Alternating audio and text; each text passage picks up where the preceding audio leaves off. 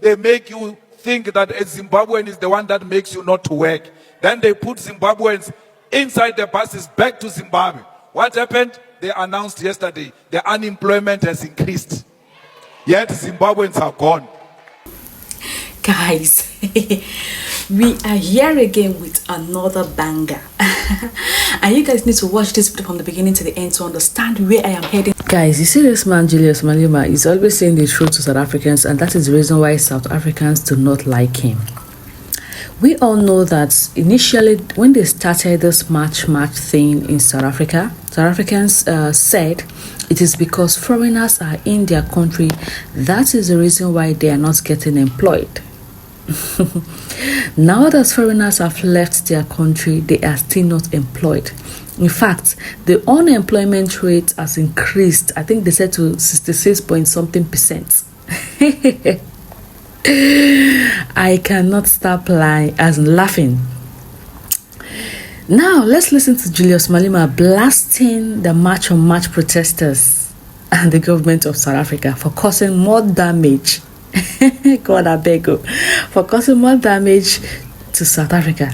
Let's watch. As you're watching, kindly like, share, and subscribe. They make you think that a Zimbabwean is the one that makes you not to work. Then they put Zimbabweans inside the buses back to Zimbabwe. What happened? They announced yesterday the unemployment has increased. Yet Zimbabweans are gone. To show to you that that was not the problem, they are diverting you from the real problem. The real problem is that factories are closing. Industry is collapsing. There is no job being created by the ANC government, by the GNU. Jacinta and the AfriForum actually have one thing in common. They push the interest of their own people. AfriForum pushes the interest of Afrikaners to the point where they can even go to the rest of the world and lobby and push propaganda of things that are not even happening here in South Africa. Although Jacinta says she's fighting for South African people, I don't think that's true.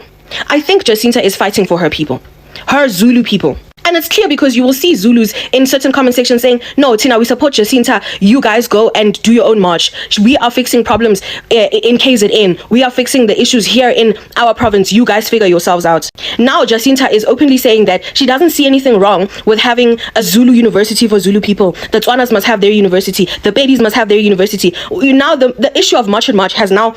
it's mutated itself. It's moved from being an issue about illegal foreign nationals to being about tribalism. We are no longer discussing immigration now.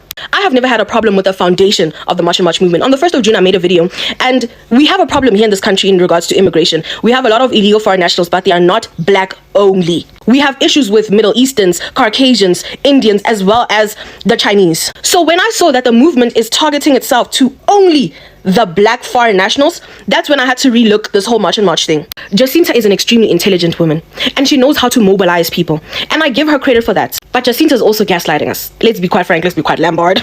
Jacinta recently did an interview where she is now creating distance between herself and Phakela Mthakathi and Ngizwe Mkhunu. So she's saying that Phakela has never been March and March. Ngizwe has never been March and March. They have their own organization that they are doing, and that their interests aligned, so they did it. But he's not March and March, which to me I find very weird, because Phakela has said multiple times that Tina Sikhola Jacinta. They have acknowledged that their leader is Jacinta. Now Jacinta wants to create a distance between herself, her organization, and Phakela, because Phakela, on the eve of March and March, the Mabahambe thing, he went and met with the president, right? He was invited. I don't know how that came about, but he went and met with the president. Jacinta was asked if she was invited, and she said she was never invited. And then she said that I don't know, maybe people do certain things because they want to push political agendas. Jacinta has said countless times that her group, her organization is not politically motivated. They're not a political party. And I think when Phakela went to go and meet with the president, it created a narrative that March and March is meeting with the president, which is now why she's distancing herself from Phakela. But you cannot tell us that he was never part of the movement, because I mean, they were marching for your movement. Do you understand what I mean? So the leader of AfriForum has basically said that they have not built a university. Like, AfriForum has not built a university. They probably have some power players that do have the capacity to build a university, but them as an organization have not built a university already. Bamujigela off the bat, off the rip. And that's the propaganda shit that I'm telling you guys about. You see what I mean? My thing is, once we start to segregate one another, once we start to go down the path of tribalism, and we're not standing firm as the Ubuntu nation, we're not standing firm as a people, this is where we're going to be easily infiltrated. We are going to go down a very slippery slope, because now everyone will be not interested in pushing the narrative of South African people, but rather of their own kind within South Africa. We will not be united anymore. And that is the whole image of South Africa. Unity. Such a nice question that was asked by Mike Sham, and I feel like Jacinta did not answer this question. Such a beautiful question. Listen here. And there's been quite a close association between March and Mkhonto Sizwe, where their leader was probably the president that allowed the biggest number of illegal foreigners. You referenced the collapse of Zimbabwe after 2008. Yeah. Surprise, surprise. Who was the president soon after that? That literally dismantled the border posts and let everybody come through. Now, suddenly, they seem to be your second best friends because other than Herman, who has to be surgically removed from parts of your anatomy. Oh, Lord. But, we've seen MK. We've seen MK get very, very close to you, whereas you would say that the roots of the problem, certainly the problem was made a lot worse by their current leader, Jacob Zuma. Are you not afraid that you're getting played by these political parties? Look, I think, just to answer you, it's a very good question. Personally, I don't think there's a right and wrong way to do what I'm doing, because I don't know what's right and what's wrong. That's the honest truth. All I can do is really align myself with people who are in the same conversation that we're talking about. Because with every single political, we even wrote to the EFF when we started all of this. We invited every single political party, and they rejected us. Yes, obviously they rejected us. Yeah. It wasn't the other way around, and I'm not bitter about it. I understand it's their policy position, and as the ANC, I don't know what's their policy. One day they want to talk about the nenext day we are vigilantes, the next day we are something else. I never know what goes on with the ANC, to be honest. If you met in Mbalula, why would I meet Mbalula? He's the SG. but the same way you're meeting with AfriForum. Like I said, Yeah. we invited them, they rejected us. Yeah. With AfriForum, at least they invited us. We also wanted to meet them. We have So a it's meeting. mutual, yeah. There's a mutual understanding. If someone rejects you, I can't keep going and groveling. You know what I mean? We have to move. So with that question of Jacob Zuma, MK, like IFP, like NFP, like Patriotica, like have their own flaws. Every single one of them, like I mentioned, I can sit here and say this is the problem with this, but on the migration issue, that is where we agree. Instead of answering the question about the Lega Jacob Zuma, and I also find it shocking that she says she doesn't know what she's doing. It's very dangerous not knowing what you're doing, because you'll find yourself in all directions. Jacinta availed herself for that interview with Professor JJ Taban.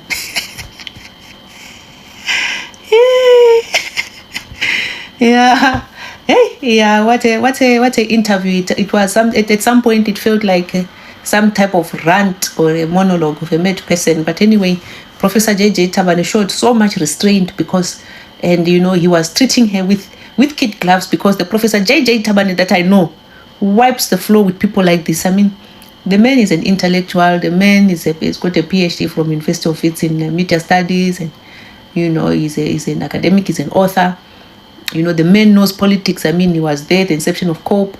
So he was a communication strategist for a number of companies. He was a spokesperson for a number of government entities. So when it is a political commentator, when it comes to issues of South Africa politics, and he's in a very good position, actually, to give opinion on whatever is going on in the country. And Jacinta was just there waffling.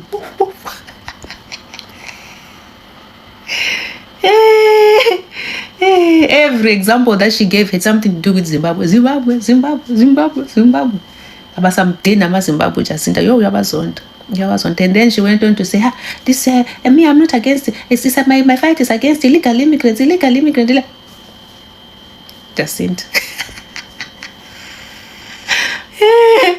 It was clear to see during the interview that the fact that the president did not meet with her was a sore spot for her, and even the fact that the Minister of Home Affairs does not want to meet with her, and she cannot fathom why these people that are in authority, that are in senior positions, do not want to meet with her. Well, I can give you the reason why is because you're a lunatic.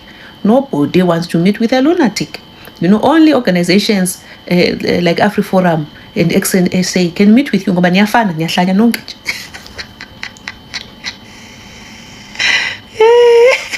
Only AfriForum can meet with you because you are a tool, you are a puppet for them. So they will meet with you, and then so that you give them some type of legitimacy, that racist organization that is AfriForum.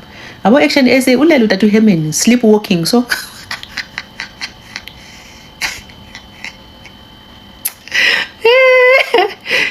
so he'll meet with you, You could see the clear difference from when Jacinta answered questions from that gentleman from Sunday World. You could see her demeanor, her face changed, it became low, she had so much attitude. But when that other gentleman started asking her questions, suddenly she became so chirpy and smiley and very happy.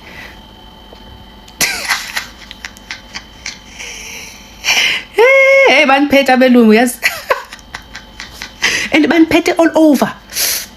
You know, I was just reading one commentary about Steve Biko's book, I Write What I Like, and the author was trying to push these 5 points that he sort of like deduced from that book. And the main point was about the mind of the oppressed.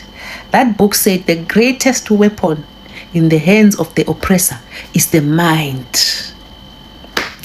As long as you are still colonized, your mind is still colonized, there is nothing that you can do until you free yourself. Jango Bob Marley, free yourself from mental slavery. Jacinta, free your mind. But anyway, bazosho but Tina, we are missing the point. I'd rather miss the point. I'd rather miss the point. Professor Yena asked so many questions, and instead for her to process and answer, she was very quickly. You know, some of these questions, take a deep breath. Take a deep breath and answer those questions slowly. Think first, and then you answer them comprehensively and slowly. Ujakhelani, where are you rushing to? This podcast, they've invited you, even if it was going to be 2 hours, they were going to entertain you. We know you were just rushing to go and march, but hey, my man. You know, you need to process these questions and answer these questions holistically. Take a deep breath. At the end of this, the whole thing, I think Professor JJ asked her, so realistically speaking, and that really got me because the man is intelligent, you know. I like Professor JJ Tabane. You know, there are some people in this life that you just take it like, I like that guy ever since he was at ENCA and used to do his runs. The man makes a lot of sense, you know. He asked her something along the lines of, okay, if we've heard all of these fallacies that you are going about, he didn't use these exact words, but I sort of got the impression that that's what he was trying to say, okay, fine, we've entertained you and all of your nonsense, but realistically speaking, tell us what you would do. No, it does not. Bordergate.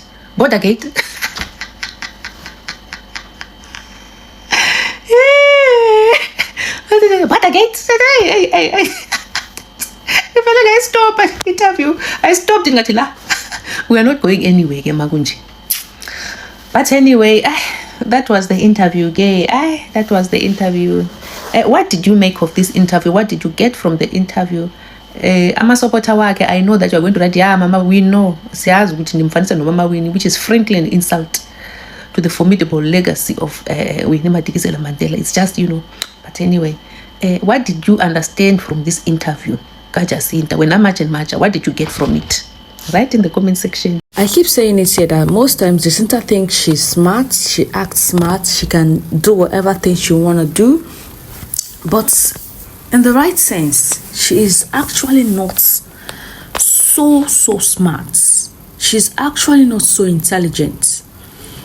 Now, when you listen to what Julius Malema said, the same people that you said are taking your jobs, they have finally left your country, but there's still an increase when it comes to unemployment in your country. There is still an increase. Oh my goodness. Well, we are here to watch. Kindly like this video. Please, I want to see your comments down below in the comment section. What do you think about this particular video? Please kindly share your thoughts below the comment section. I would love to see them. And don't forget to like the video and share.